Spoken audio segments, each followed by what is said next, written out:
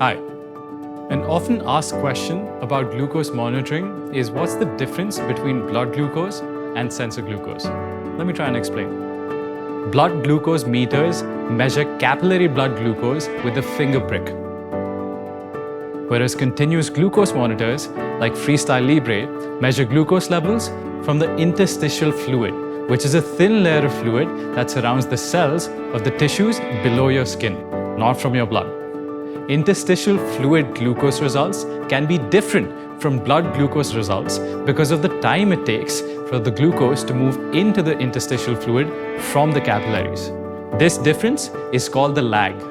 With blood glucose monitoring, a lancet is inserted with pressure to reach the blood in the capillary.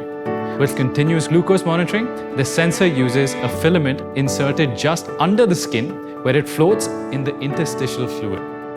When your glucose is changing rapidly, it rises in the blood sooner than it rises in the interstitial fluid.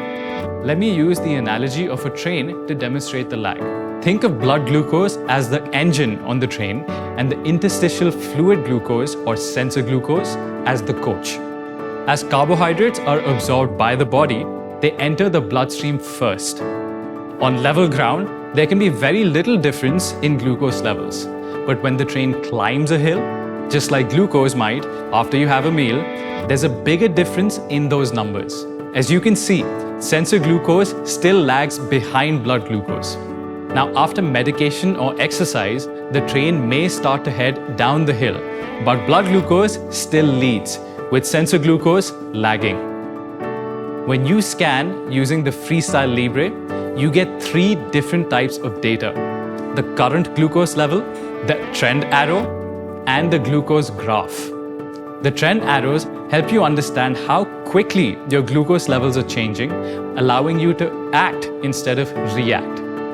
To summarize, glucose enters the blood before it enters the interstitial fluid. The difference in the timing is called the lag. Blood glucose and sensor glucose readings don't always match. Therefore, it is important to look at all the aspects of your scan to understand your glucose levels. Also, important point to remember is that sensor glucose is clinically proven to be accurate in adults and in children. Now, you know.